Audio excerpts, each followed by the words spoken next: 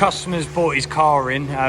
It's brand new, but he's had it parked under a tree that produces a lot of sap. If you have a look around, you can see a thick layer of sap on the car, all around and on top. And this is quite deep, and it might take us a little while to get off, but we'll show you the completed car when we're done. And yeah, we should have all this sap off, and hopefully it should look brand new again. Right, okay, so we've cleaned the car off, and unfortunately this sap stuff has affected the paint. I don't know if you can see what you can see in there, but it's a bit stipply. See it across that petrol cap, I don't know, hopefully you can see that. And then if you look on the top here, we've got what's been stained by leaves as well in the paint surface. It's all the upright surfaces pretty much, and right down to about here where this curve goes off. And then there's little marks where the smaller bits have been on. Right, so we've already done a test panel, which is half of this panel here. This has had a 4 buff, and it's improved it dramatically, so that's the good news. But it still has some imperfections in it. So the reason we're making the video is that we've got a couple of choices at this stage. We could wet sand the whole vehicle, which is basically what they call flat and polish, which is flatting the panels with a block and then machining it all back up. That would take about another day's work, maybe a little over that. Sometimes the finishing bits take some time. That would add around about 700 to the total of what was spent already. So I would say that would be a bit overkill, but if you want it like a Rolls-Royce finish, that would probably be 90%. It also takes out some of the orange peel, but you are removing a thin layer of paint. The next option would be to buff the whole car 4 times, and that's what I'm going to suggest. We buff it, 6 times, another 2 times, so we'll buff it with something coarser. This has had a 4 buff. We buff it 2 more times, and then it sets that it's probably going to be about 80% better. Then go on with the coating. So that's what I suggest. So that will only cost another 120. That would be for 2 more buffs. So effectively, we're going to buff the whole car 6 times. I think the latter, but you know, obviously, if you want it really, really lovely, then it's going to take some time to just machine all these little panels, and we have to, you know, wet sand it.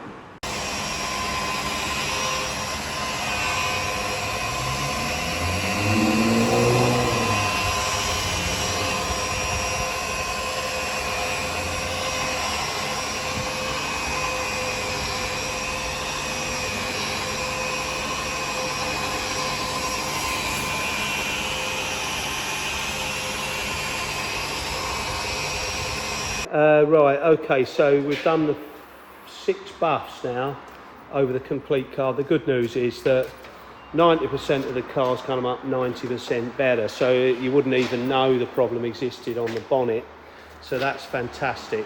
Right, so coming down to the worst side, a little bit on the wing, but honestly I wouldn't worry about it. I don't think anyone's ever going to see it, nobody would worry about it, but you get a bit further down this side, and yeah, you can still see it around the petrol cap area, and now around this area here.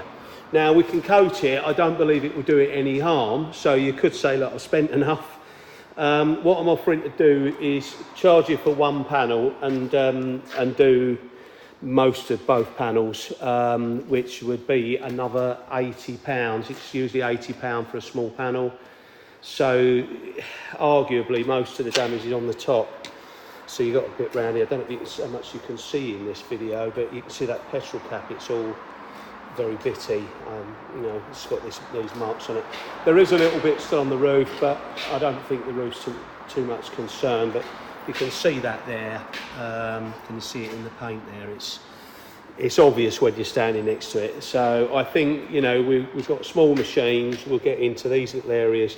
It's going to need to be wet sanded, and I'd suggest we do that before we coat it.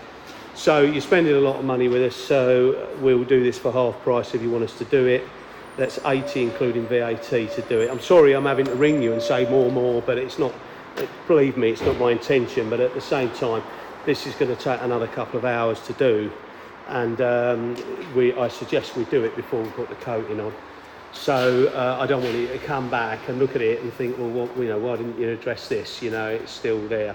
So you can see it there on that panel there. See a reflection there of Connor, but can you see it all there? That's what we're talking about. We'll try and get that better. We're going to have to flat it down, machine it up, put the coating on at the end if we, and I think that's the best way to get it as good as it will come. Okie doke. All right, let me know. I know, sorry, but we're moving forward on it anyway. The wheels are coated and the leather's done, so we're not holding up, but it took a lot of buffing to get it to this stage. You can see the car's looking super, and that's not even had the coating yet. Okay, so we've got a Volvo here, which we are putting a ceramic coating on, but we've got to make sure that all the prep's right. So what my colleague's just doing here, I'm just going to kind of show you in this panel here. On this front arch, if we look very, very closely in the light, we can see these tiny bits of spottage. And basically what that is that's tree sap, which is stuck to the panel work. And now if we go down to where my colleague is, we can see that what he has to do is he has to dry sand the paint, so he's flattening it all down. So as you can see, it makes it all faded. And then what he's then going to do is, as he buffs the panel, what he's done on this one, he's not gave this one a proper buff because he's gone back over it. But then what he's going to do is he's going to buff this panel back to the original, and it should be lovely and flat, and none of that spottage should be on there. So he's actually done this one here. So if I just wipe this, and then we just run that in the light, so we've got no speckles left. So once we buff that, that will come up like a brand new panel. Okay, so my colleague is now doing the buffing, so he's restoring the panel, so we could see what it originally looked like. So this one's halfway through, so we can see it looks hazy, but all of the fallout has gone. And if we just come to the back now, we can see that he's working the panel and he's bringing the shine back to the panel. So he's doing a little bit of magic there. It's a very labour-intensive job to do. And as you can see, that is coming back nice and shiny now. And then it's ready to have the ceramic coating. The problem is it has to be absolutely perfect before we do put the ceramic coating on, because obviously it's like us putting a coat of glass over the top of the car. Okay, so back to the Volvo. So we've now done the buffing on the driver's rear, and as you can see now, both of the back panels are looking lovely and shiny. They don't have any fallout on them at all.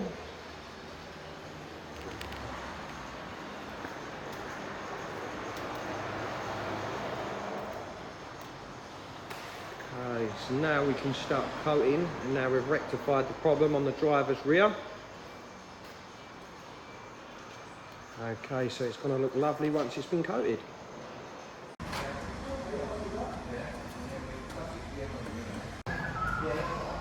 Right, so finally it's started to take shape.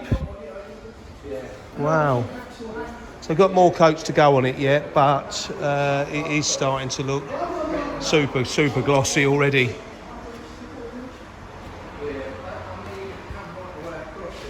Here we have a Volvo V90. It's had a bit of paint correction, and it has the Dok Do 7-year protection coating on the bodywork, on the wheels and on the glass as well, and also we've done a leather interior coating as well. So it's looking lovely and shiny.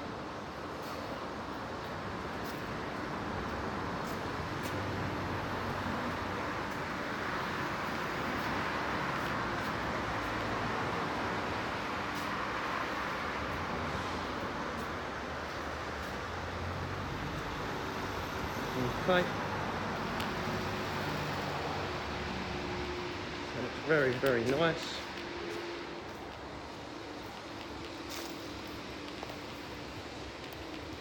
And then if we just quickly open it up on the inside, just to show you the leather protection. So the seats have all been protected with a special coating, so it will stop obviously wear marks and any colour transfers onto the interior. So there we go. A nice, shiny Volvo.